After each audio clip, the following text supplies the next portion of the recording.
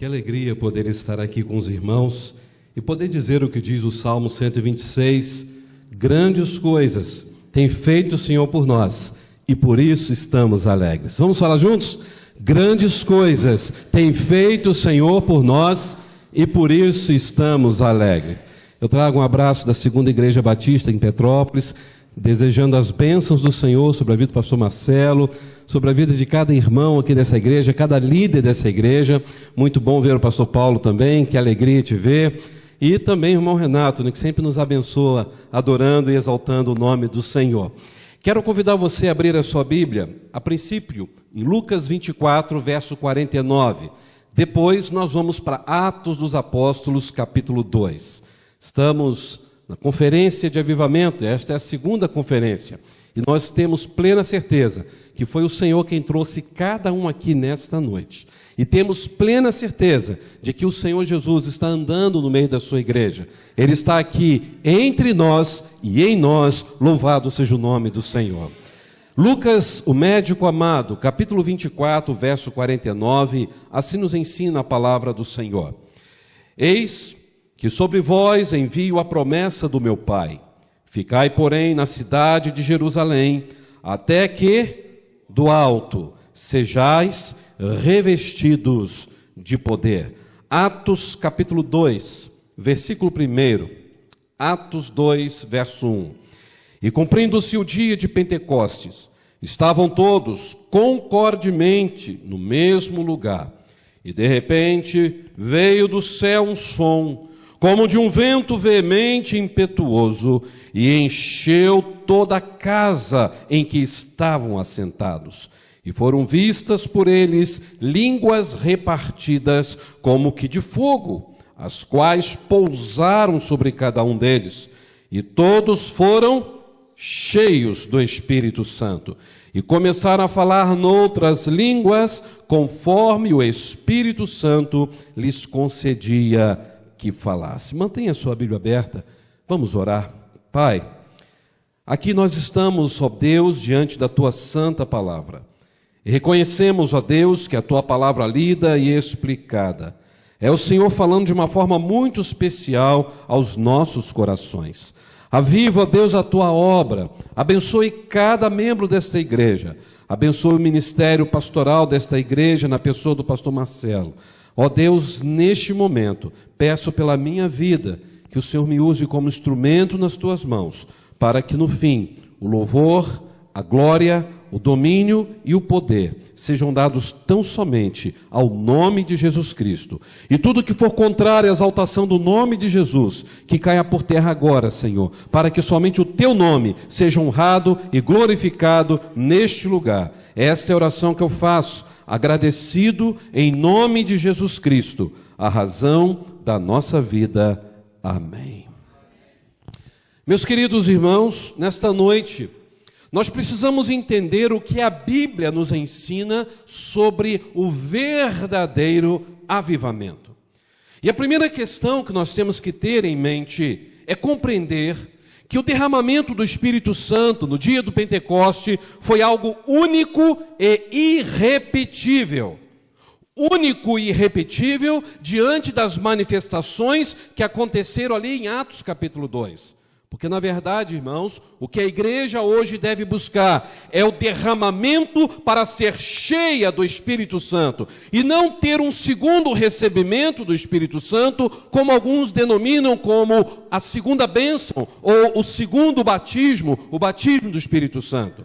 E para que não haja nenhuma dúvida, nós temos que entender o que Pedro disse aqui em Atos 2. Se você olhar comigo no verso 17 e 18, Pedro está citando o capítulo 2 do profeta do Antigo Testamento, chamado Joel. E Pedro, cheio do Espírito Santo, ele pôde responder à dúvida daquele povo quando viram as manifestações do Espírito Santo naquele dia chamado dia de Pentecostes. E veja comigo o que diz Atos capítulo 2, verso 17. E nos últimos dias acontecerá, diz Deus, que do meu Espírito derramarei sobre toda a carne, e os vossos filhos e vossas filhas profetizarão, os vossos jovens terão visões, e os vossos velhos terão sonhos. E também do meu espírito derramarei sobre os meus servos, minhas servas, naqueles dias, e profetizarão. Meus queridos irmãos, esse texto nos ensina que nós precisamos ainda hoje desejar uma ação extraordinária do Espírito Santo de Deus sobre a sua igreja. E é isso que eu quero mostrar nesta noite. Mas a pergunta que veio ao meu coração e à minha mente, quando eu fui convidado para falar com os irmãos, é justamente esta: por quê? Por que a igreja pós-moderna ainda não está avivada? E é bom saber separar duas palavras: animada de avivada. Porque podemos ter uma igreja animada, mas jamais avivada. Porque a igreja animada, ela é movida por eventos. A igreja animada é movida por festas, programações, noites gospel, passeios, retiros. Só que a igreja avivada, ela é movida somente pelo Espírito Santo de Deus. A igreja avivada, ela simplesmente se torna numa igreja santa. A igreja avivada é amável, é ativa, é perdoadora, é fiel com seus bens ao Senhor, é submissa à santa palavra de Deus. A igreja avivada é contagiante, porque onde está o Espírito Santo de Deus, todos contemplam a glória do Senhor. Isto é uma igreja avivada. Essa é a diferença. É por isso, meus queridos irmãos, que eu não acredito que estejamos ainda num grande avivamento espiritual. E nós precisamos urgentemente dele. E a outra pergunta que eu faço é: por quê? Porque ainda não recebemos este genuíno avivamento. Porque exatamente a igreja de Jesus, nesses dias, na pós-modernidade, está ficando satisfeita sem o avivamento. A igreja está se acomodando, porque muitos nas igrejas não sentem a necessidade de se encherem do Espírito Santo. Muitos não têm consciência desta necessidade. Muitos não estão preocupados em ter sede de Deus, em ter fome de Deus, em querer ler mais a palavra, em ter uma vida de oração. Ora-se 10, 15 minutos e a pessoa já acha que foi muito. É por isso, meus irmãos, que nessa noite eu quero pensar com os irmãos que uma igreja que vive pela palavra e oração é uma igreja que de fato desfruta do verdadeiro avivamento. Você pode repetir isso comigo?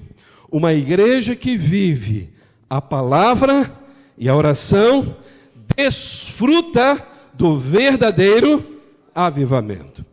Quais lições podemos tirar aqui nesta noite para os nossos corações? Em primeiro lugar, quando nós vivemos a palavra, quando nós temos de fato uma vida de oração, nós saberemos qual é a real necessidade do avivamento. Você sabe qual é a real necessidade do avivamento? Vamos então para João, o Evangelho do Apóstolo amado, capítulo 20, verso 19. João, capítulo 20, verso 19. Já que a palavra de Deus interpreta a própria palavra, já que a palavra de Deus é que nos faz sentir este avivamento, o que a palavra nos ensina sobre a sua real necessidade de se ter um avivamento? João 20, 19 diz: chegada, pois, a tarde daquele dia, o primeiro dia da semana, cerradas as portas, onde os discípulos, com medo dos judeus, se tinham ajuntado, chegou-se Jesus e pôs-se no meio deles. E o que Jesus disse para eles? Paz seja convosco. Se fosse eu no lugar de Jesus, eu chegaria: vocês são um grupo de covardes. Como que pode? Eu morri, ressuscitei, vocês estão aqui trancafiados dentro desta casa com medo dos judeus. Não, nós não somos Jesus, graças a Deus por isso. Jesus é misericordioso. E Jesus disse: paz seja convosco. Vejam, meus irmãos, que os discípulos, antes do derramamento do Espírito Santo, estavam completamente trancados numa casa com muito medo. Alguns trancados com muito frio. Mas é incrível, irmãos, que após a morte de Jesus, Os seus discípulos, que antes estavam repletos de alegria, porque estavam seguindo Jesus, aquele que era um homem poderoso em palavras e ações, agora eles estão trancafiados dentro de uma casa, morrendo de medo.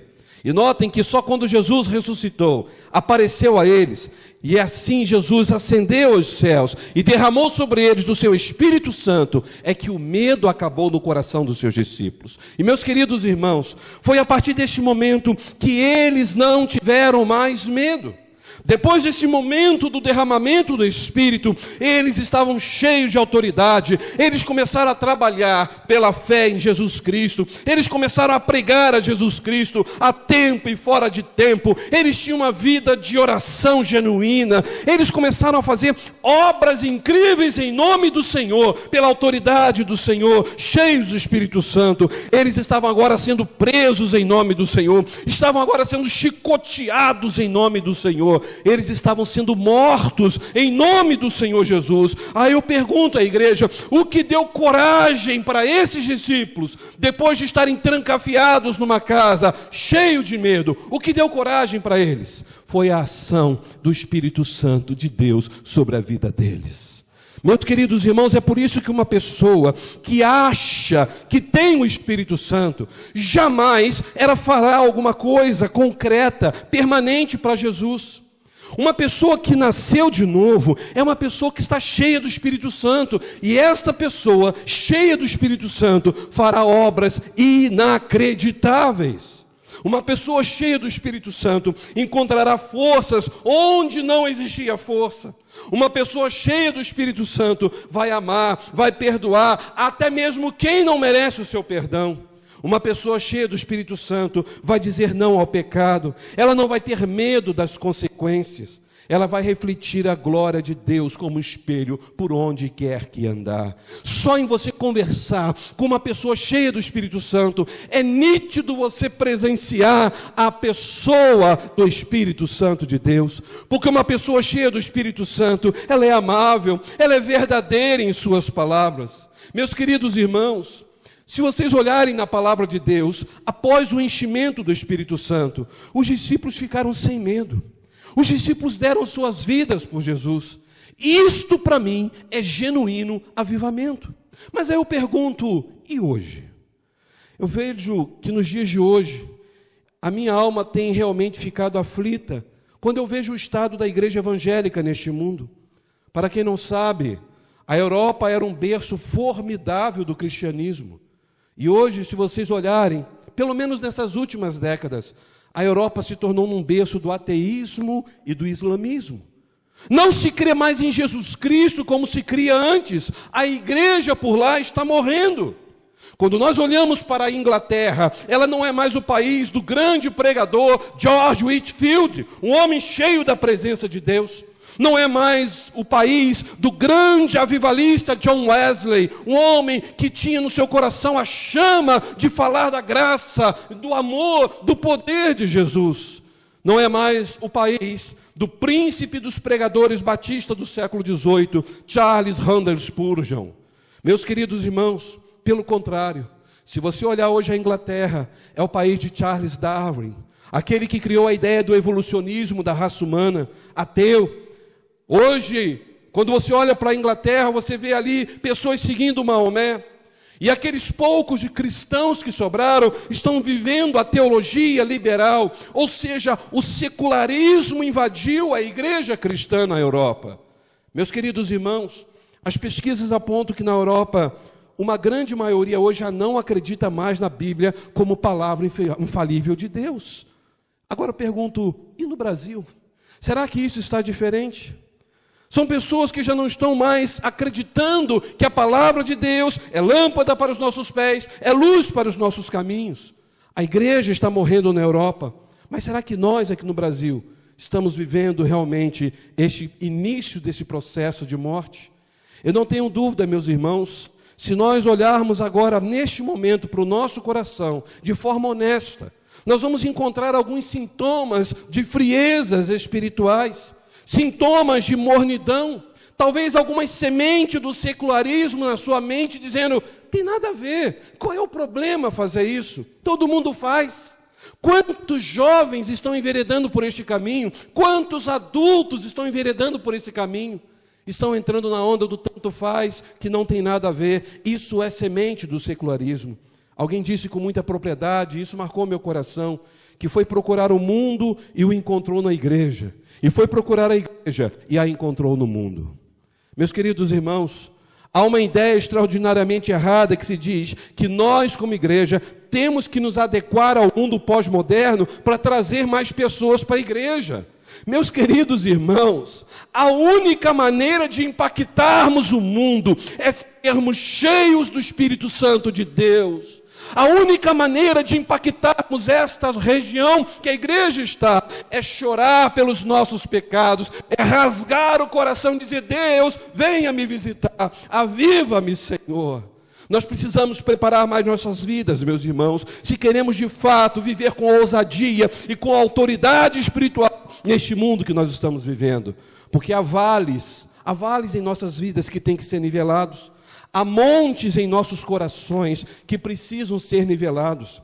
Caminhos tortos em nossas vidas que têm que ser consertados. E quem sabe Deus te trouxe aqui porque você precisa deixar esses caminhos tortos serem endireitados por Ele. Há muita coisa que está empoeirada em nossa vida e ela precisa ser limpa para que Deus nos encha com seu Espírito Santo. Deus não vai encher uma pessoa que quer viver no pecado. Nós temos que ter cuidado. Cuidado para não nos tornarmos como a igreja de Laodiceia, em Apocalipse 3,14. Se os irmãos se lembram, Laodiceia era uma igreja correta em suas doutrinas, uma igreja ativa, uma igreja que trabalhava, uma igreja ética. Mas Jesus disse o que para essa igreja? Jesus disse: vocês são mornos, vocês me causam náusea. Há um favor que eu quero pedir a vocês: voltem ao fervor espiritual, voltem à paixão pelas coisas de Deus, não ao ativismo religioso. É isso que faltava na igreja de Laodiceia. E eu estou convencido de que a única maneira que a igreja tem de vencer essa avalanche de esfriamento que está vindo sobre as verdadeiras igrejas é ser uma igreja sólida nas sagradas escrituras e cheia do Espírito Santo de Deus. Se você não for cheio, se eu não for cheio do Espírito Santo de Deus, a igreja não vai se mover. A única maneira de combater o fogo estranho é com fogo divino. Vamos falar juntos? A única maneira de combater o fogo estranho é com fogo divino. Meus queridos, assim como eu disse que o liberalismo teológico está destruindo igrejas na Europa, aqui não é diferente. A não ser que a igreja volte o primeiro amor, a não ser que a igreja fique inflamada por Deus, a não ser que a igreja se coloque no altar de Deus e diga: Deus, inflame a minha alma, Senhor, eu não quero perder a minha razão, eu não quero me entregar à minha emoção e à minha paixão, eu quero simplesmente compreender a real necessidade desse genuíno avivamento, e aí poder experimentar que Deus vai nos usar para a transformação de vidas que estão ao nosso redor. As pessoas vão desejar vir à igreja, porque vão olhar para você e para mim e vão dizer: eu quero conhecer o seu Deus, porque eu tenho visto que Ele está contigo. Isto é genuíno avivamento. Podemos passar a noite inteira cantando e adorando ao Senhor, ouvindo a palavra de Deus. Se sairmos daqui e não tivermos uma vida cheia do Espírito Santo, nada será diferente na nossa vida. Esta é a real necessidade do porquê precisamos de um genuíno avivamento.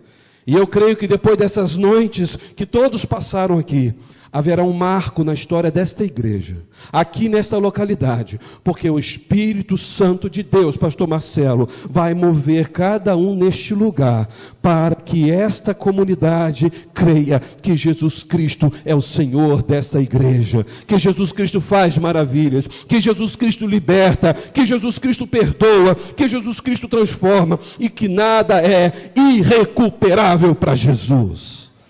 Essa foi a primeira lição. A segunda lição que eu vejo nesse texto, que quando nós vivemos a palavra de Deus e temos uma vida de oração, nós entendemos não só a sua real necessidade, mas também nós compreendemos a sua causa. Esta é a segunda lição. Qual é a causa de um genuíno avivamento? Voltando para Atos capítulo 1, veja comigo o verso 4 em diante. Nós temos que entender, irmãos, que quando o avivamento chegou ali, foi um cumprimento à promessa de Deus lá do profeta Joel, lembra que eu disse? E se os irmãos sabem qual foi a causa do avivamento, verão aqui agora, Atos capítulo 2. Vamos lá? Atos 2, versículo 4, eu falei 1, né? Atos 2. E estando com eles, determinou-lhe que não... Perdão, Atos 1, não é isso? Verso 4. E estando com eles, determinou-lhes o quê? De onde? Mas que esperassem a promessa, que disse ele, de mim ouviste. Que promessa é essa? Vamos para o verso 8. Mas recebereis a virtude do Espírito Santo que há de vir. E o que vai acontecer? Ser-me-eis testemunhas, tanto em Jerusalém, em toda a Judéia, Samaria, até os confins da terra. O que seria Jerusalém para a nossa vida aqui? Jerusalém seria Petrópolis. Judéia seria o estado do Rio. Samaria, Brasil. E os confins da terra, o mundo. Ou seja, Jesus estava dizendo aqui, vocês vão receber a virtude do Espírito Santo. Quando a igreja tem a virtude do Espírito Santo, a igreja é testemunha aonde ela está inserida, na sua cidade, no estado, no seu país e pelo mundo afora. Meus irmãos, se vocês olharem logo à frente, Pedro vai dizer que se cumpriu ali a promessa do Pai. Essa é a questão. Muita gente lê esse texto achando que ainda vai se cumprir agora, na pós-modernidade. Não!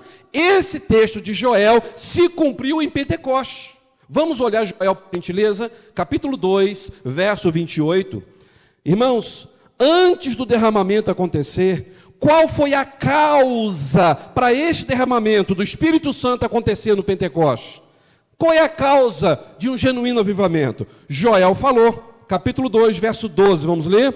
Assim diz o Senhor, convertei-vos a mim de todo o coração, e isso com jejuns, com choro e com pranto. Dá para vocês entenderem aonde começa a causa do genuíno avivamento? Conversão, de todo o coração, jejuar, chorar pelos seus pecados, prantear pelos seus erros. E olha o verso 13, vamos ler? Rasgai o vosso coração, não as vossas vestes, convertei-vos ao Senhor vosso Deus, porque Ele é misericordioso, compassivo, tardio em irar-se, grande em benignidade e se arrepende do mal. Se todos prestarem atenção, esse texto de Joel não é uma chamada de Deus para a conversão dos pagãos. O texto de Joel não é uma chamada de Deus para os incrédulos se converterem, não. O texto de Joel é uma advertência ao povo de Deus. Meus irmãos, avivamento não é para o mundo, avivamento é para os crentes. O mundo não sabe o que é avivamento, o mundo não sabe o que é ter Espírito Santo de Deus. Avivamento é para a igreja, avivamento é para você, avivamento é para mim, avivamento é para todos nós. Mas vejam que o profeta Joel disse que o avivamento, ou seja, o derramamento do Espírito Santo, iria no futuro acontecer. Quando? Depois de quê? Depois do acerto de vida. Depois de confissão de pecados, depois de ter uma vida de jejum, depois de ter um coração rasgado diante de Deus. É por isso que Jesus disse, naquele primeiro texto que eu li com os irmãos hoje, em Lucas 24, 49, eis que sobre vós envio a promessa do meu Pai. Que promessa é essa? Aquela lá atrás de Joel. Fiquem, porém, a cidade de Jerusalém, até que do alto sejais revestidos do poder. Quando Jesus falou isso, Jesus estava dizendo o seguinte, olha, essa promessa vai acontecer só daqui a 2000 anos. Não, ele estava dizendo até que. Irmão, Jesus deixou claro que passar pelo avivamento não seria mudar de lugar. Avivamento não é mudar de igreja. Avivamento não é mudar de cidade ou de nação. Jesus disse o que para os seus discípulos? Esperem aqui, fiquem em Jerusalém, até que do alto seja derramado o poder.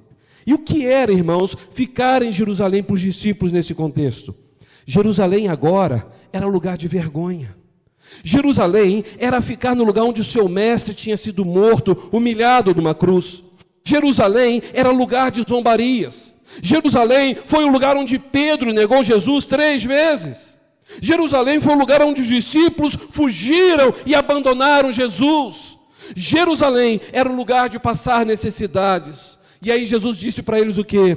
Vocês têm que entender que é exatamente aqui, o lugar aonde eu vencerei a morte, como ele venceu, que darei para vocês vitória completa, e vocês vão experimentar o que é ter uma vida cheia do Espírito Santo. Talvez você esteja querendo sair daqui, mudar de cidade, e Jesus está dizendo para você, o lugar melhor para você receber o Espírito Santo é ficar aqui e aguardar a ação de Deus na sua vida. Isto é a genuíno avivamento, não é procurar novidades lá fora, é aqui dentro, desejar a presença de Deus, rasgar o coração, se colocar diante de Deus com toda a alma. Jesus disse que essa espera deveria ser perseverante, não era para eles saírem, era para ficar em Jerusalém. Irmãos, quando Jesus disse para eles esperarem, Jesus disse o quê? Esperem até 10 dias, Jesus disse espere por 1 ano ou mais. Jesus deu algum prazo para eles? Não, Jesus disse até que, e esse até que era que recebesse o poder do alto, até que tivesse autoridade espiritual para enfrentar este mundo. E eles fizeram exatamente o que Jesus falou e foram cheios do Espírito Santo de Deus. É por isso, meus irmãos, que Jesus quer que cada um de nós, tanto a segunda igreja batista em Petrópolis, quanto a primeira igreja batista do Alto da Serra, possa viver uma vida na espera, na busca, no desejo por Deus, dia após dia. E eu temo, irmãos, que essas mensagens que todos estão ouvindo, fiquem apenas nos cultos, porque ao voltar para casa, muitos vão esquecer tudo que foi falado aqui. Porque as pessoas estão tão envolvidas com outras coisas, tão preocupadas com seus problemas diários, que vão perder o foco de tudo que o Espírito Santo de Deus está falando. Muitos vão voltar a ficar satisfeitos, sem o desejo de um genuíno avivamento. E Jesus está dizendo para mim e para você, tenham perseverança, porque a água vai cair sobre o sedento neste lugar. Nós iremos experimentar essa visitação de Deus quando tivermos consciência de que precisamos de um genuíno avivamento. Temos que experimentar mais do poder de Deus, temos que nos encher do seu Espírito Santo. Irmãos, ser revestidos do poder do Espírito Santo é algo maravilhoso demais. E aqui eu quero fazer algumas perguntas à igreja. Será que todos nós temos alguma expectativa de ter realmente esse revestimento do poder do Espírito Santo de Deus agora, neste lugar? Será que temos desejado alguma vez a nossa vida em ter realmente uma vida cheia da plenitude de Deus? Talvez viver uma vida como Moisés viveu, viver uma vida como Elias viveu, viver uma vida como Eliseu viveu, Jeremias, Isaías, Estevão, Pedro, Paulo, Timóteo. Será que nós estamos prontos para isso? Queremos de fato isso para nossas vidas?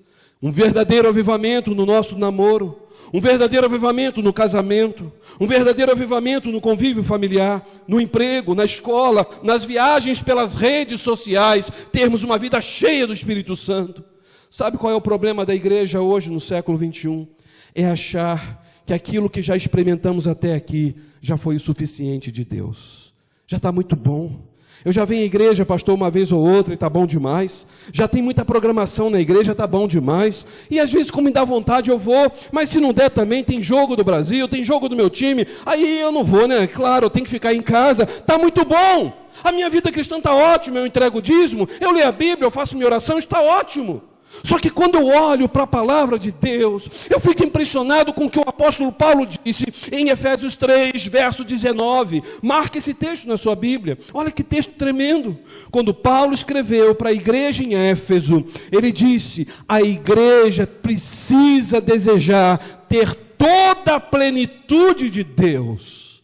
Efésios 3, 19 não diz alguma ou uma parte, mas toda a plenitude de Deus. E quando eu penso quem é Deus na Bíblia, eu quero que você me responda, quem é Deus para você? Teologicamente eu posso dizer, Deus é infinito. Vamos falar juntos? Deus é infinito, Deus é imenso, Deus é imenso, Deus é eterno, Deus é eterno, Deus é imutável, Deus é onipotente, Deus é onisciente, Deus é onipresente, Deus é amoroso, Deus é longânimo, Deus é justo. Deus é santo, santo, santo. Deus é todo poderoso. E poderíamos falar muito mais. E aí Paulo fez uma oração lá atrás, para que você e eu, pessoas frágeis, vasos de barro que nós somos, membros da igreja, pudéssemos ser cheios, sabe de quê? Cheios da plenitude desse Deus poderoso. Talvez Paulo estivesse fora de si, talvez Paulo estivesse com problemas psicológicos para dizer isso, mas não. O que Paulo estava dizendo, que quando nós amamos a Cristo, nós somos cheios da plenitude de Deus. E ele termina o capítulo 3 de Efésios dizendo algo maravilhoso. Veja comigo o verso 20, Efésios 3, 20. Ora, aquele que é poderoso para fazer muito mais, abundantemente, além do que pedimos ou pensamos, segundo o poder que opera em nós, a ele seja a glória. Aonde? Na igreja, aleluia! Por Jesus Cristo, por todas as gerações, para todos sempre. Amém. Meus irmãos, você anseia por isso? Eu anseio por isso. Eu desejo isso na minha vida. Isso só aconteceu com a igreja primitiva, porque a igreja primitiva estava agora com vida no altar, orando, jejuando e juntos clamando a Deus. Porque sem oração, a igreja perece. Veja o que diz Atos 1, verso 14. Todos perseveravam unanimemente em oração e súplica. As mulheres, Maria, mãe de Jesus, com seus irmãos, a igreja orava. E aqui eu quero falar para os jovens e adolescentes que estiverem aqui nesta noite. Querido jovem, querido adolescente, os movimentos de avivamento na história da igreja, no mundo inteiro, sempre começou com jovens e adolescentes cheios do Espírito Santo de Deus. Jovens e adolescentes que ardiam o coração pela oração e pela palavra de Deus. Jovens e adolescentes que se reuniam não para ficar flertando alguém, mas para orar. Eles amavam falar com Deus. E se vocês estão com seus corações ardendo pela presença de Deus, vocês verão o agir sobrenatural de Deus sobre as suas vidas. O problema é que muitos estão com o coração ardendo pelas redes sociais. Talvez seja esta noite de dizermos: Deus, inflame meu coração. Deus, inflame o coração da igreja, inflame o coração das crianças, dos jovens, dos adolescentes, dos adultos, dos idosos, para que a igreja do Senhor experimente o mover do teu Espírito Santo. Porque só assim, meus irmãos, que a igreja vai continuar crescendo. Nós vamos ter núcleos de oração nas escolas, núcleos de oração nos lares, nas empresas, nos hospitais. A nossa cidade de Petrópolis nunca mais será a mesma se a igreja de Jesus, de fato, for cheia do Espírito Santo de Deus. Essa é a causa para a busca de um genuíno avivamento: rasgar o coração, se converter dos seus maus caminhos e desejar a presença mais e mais de Deus na sua vida. Terceira lição: se queremos viver a palavra e uma vida de oração e ter realmente o avivamento, nós compreendemos a necessidade e a causa, mas temos que entender o seu conteúdo. Olha que interessante, Atos 2:4 diz o quê? Todos foram cheios e começaram a falar noutras. Pastor, nós batistas não falamos em línguas. Aqui fala, a palavra língua aqui é glossolalia, quer dizer idioma. Idioma aqui, conforme o Espírito Santo concedia. E muitas pessoas não entendem se falar em língua estranha aqui. Aqui foi uma experiência única e irrepetível. Por quê? Se vocês olharem Atos 1, vocês vão ver que tinham judeus que já não falavam mais hebraico. Judeus que estavam espalhados pelo mundo, na Panfilha, no Egito, na Mesopotâmia, na Arábia. Ou seja, eles já não falavam hebraico. E agora, quando eles chegam ali, no dia de Pentecoste, cada um ouviu a mensagem do Evangelho na sua própria língua, no seu próprio idioma. Isso não é maravilhoso? E eu pergunto aos irmãos, o que é Pentecoste? Eu fui professor por 10 anos no Seminário Teológico das Assembleias de Deus no Brasil. O primeiro seminário teológico na cidade de Pindamonhangaba, São Paulo. Essa cidade existe porque eu morei lá por 18 anos e pastorei ali, pela graça do Senhor. E eu cheguei um dia na sala de aula e falei para os meus alunos: eu quero que vocês me digam o que é o Pentecoste. Vocês gostam dessa palavra? Eu sou pentecostal. Aí pronto, né? Eita glória, aleluia, Jesus, e batendo o pé no chão. E eu falei assim, puxa, que legal, vocês são muito judaizantes. Acabou o negócio. Como assim judaizantes? É porque vocês estão dizendo que vocês são da cultura judaica. Não, pastor, eu sou do fogo. Eu falei, fogo? Você quer saber o que é fogo do Espírito? A Bíblia diz que fogo do Espírito é ou para destruir ou é para purificar. Você está preparado para passar por isso? Aí eles já ficaram assustados. Aí eu disse uma coisa, então me diga, você tem orgulho de chamar-se eu sou pentecostal? Oh, glória, claro que eu tenho. Eu falei assim, infelizmente eu prefiro ser chamado de pneumatikos. Hã? Porque pneumatos vem da palavra grega, pneuma quer dizer espírito. Daí surgiu a palavra pneu de carro, porque é aquele que enche. A palavra pneu vem de espírito, pneumatos. Então eu prefiro ser pneumaticos e não pentecostal. Pastor, que absurdo. Você sabe o que significa pentecostal na etimologia da palavra? Aí ficou todo mundo quieto. Eu disse, penta vem de 5. Costes, festa. Festa dos 50 dias. Quando você fala que você é pentecostal, você está dizendo que eu sou da festa dos 50 dias, que era uma festa que tinha após a Páscoa. Era a festa da colheita. Era uma celebração agrícola, originalmente organizada na roça. Um lugar onde eles cultivavam trigo, cevada, produtos agrícolas. E posteriormente, a festa do Pentecoste foi uma celebração que cresceu em lugares do culto de Israel, particularmente no templo de Jerusalém.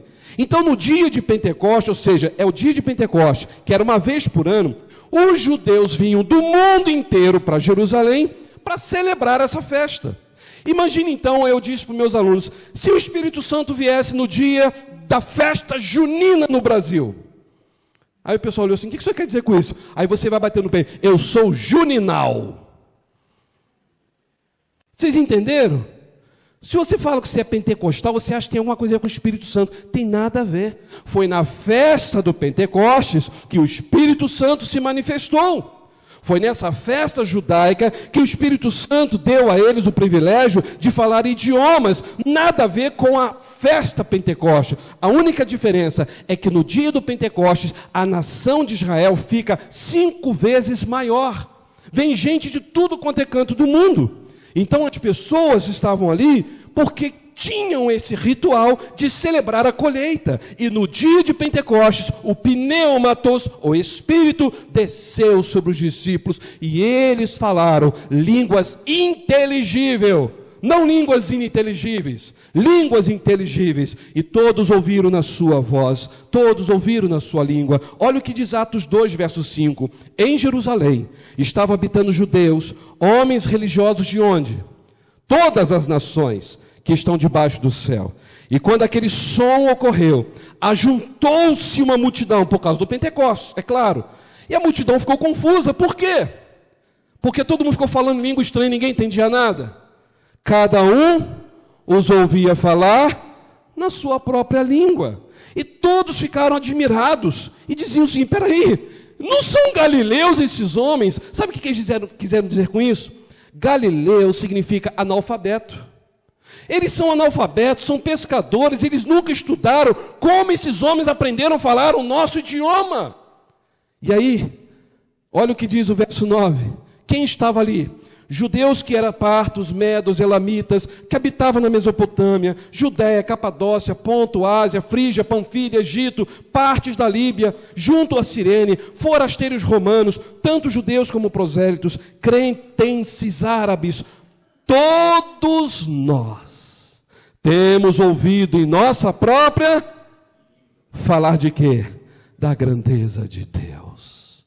O que houve no Pentecostes foi um mover de capacitação para que os leigos discípulos falassem idioma, para que os judeus que já não falavam hebraico ouvissem falar da grandeza de quem é Jesus Cristo.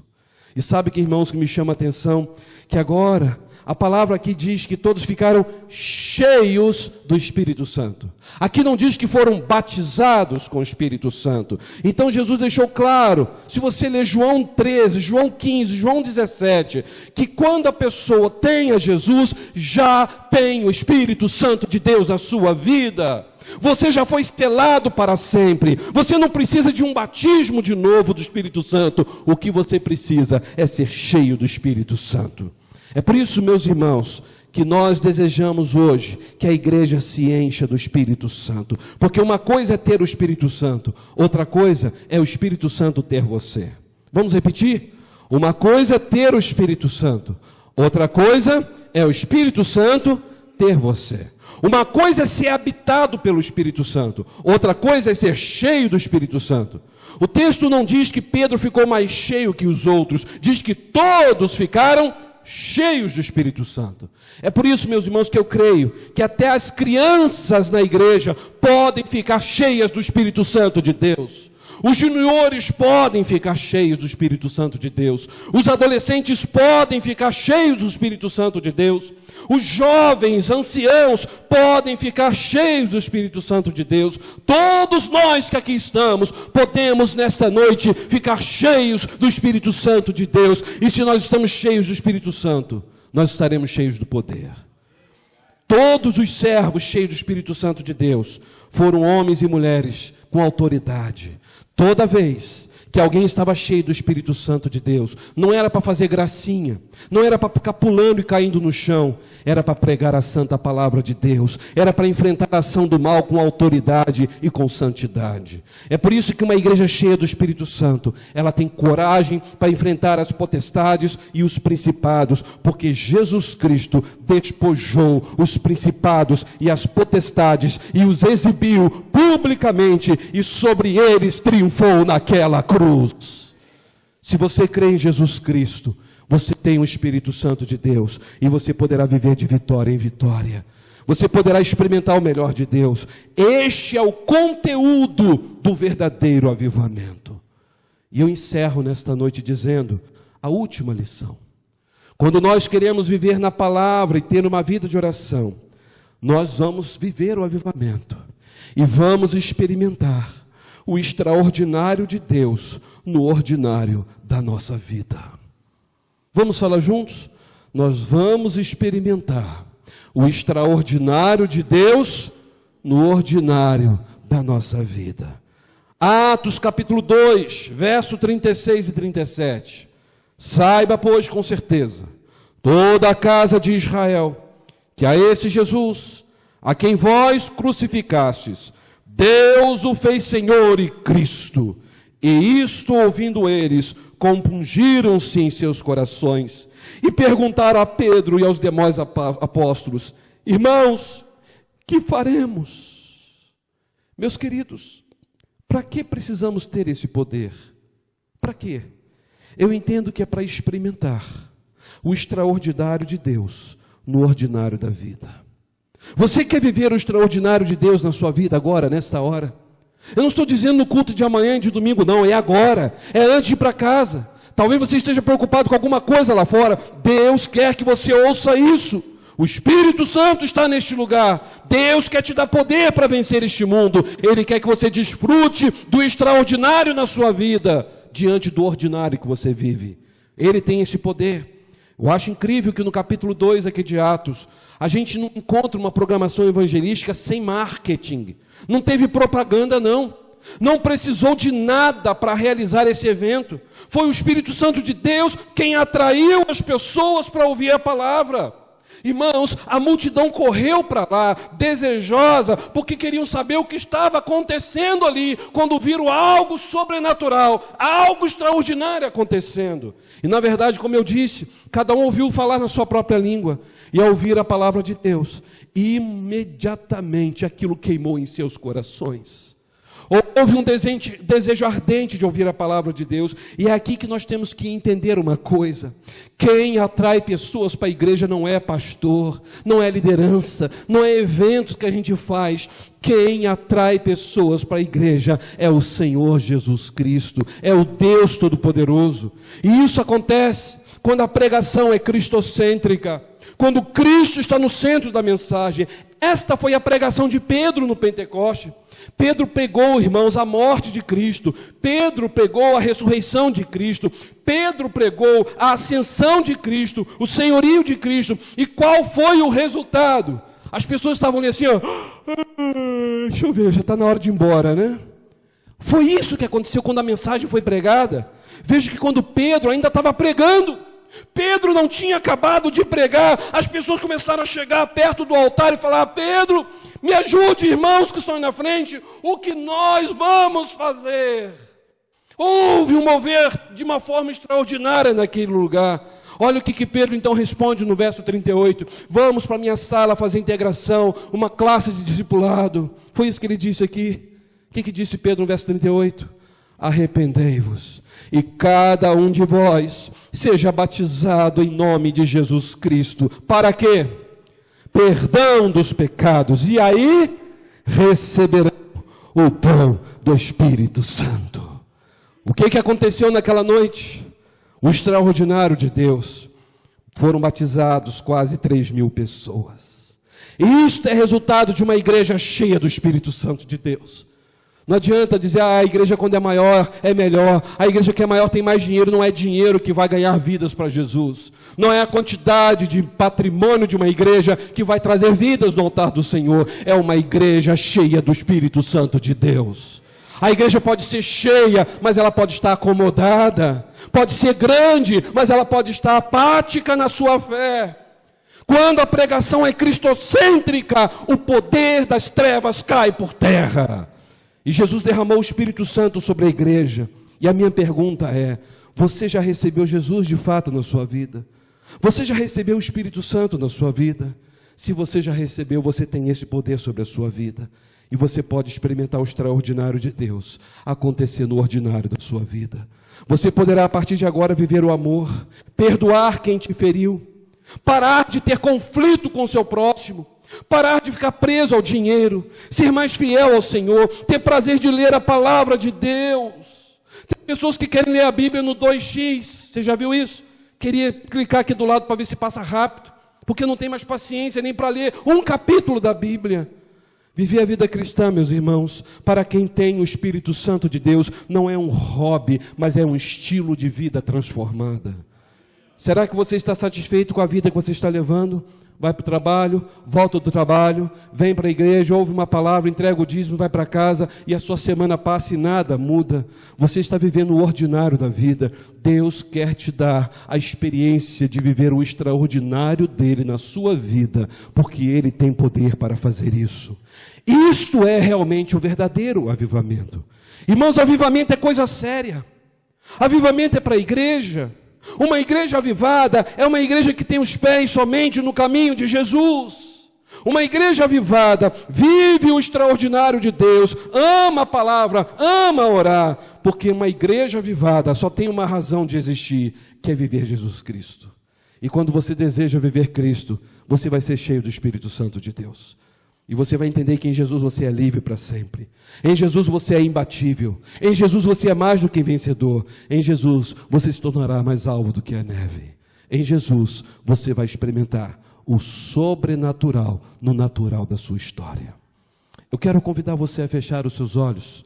Talvez hoje você poderia estar em outro lugar. Numa sexta-feira fria como essa, Deus te trouxe aqui e você aceitou estar aqui. E Jesus está dizendo: você entende o que é o avivamento? A sua necessidade, a sua causa, o seu conteúdo, e viver o extraordinário de Deus no ordinário da sua vida. Você quer ser cheio do Espírito Santo de Deus? Se você quer fazer isso, eu quero convidar você aonde você estiver, que você possa nesse momento ficar em pé, enquanto estivermos aqui ouvindo este louvor, você possa cantar conosco, porque logo a seguir eu quero orar por você. Eu quero ir embora daqui nessa noite, nessa certeza de que o recado foi dado com fidelidade e que o Espírito de Deus encontrou guarida no teu coração e que você realmente quer se encher mais e mais do Espírito Santo e experimentar de verdade um verdadeiro avivamento.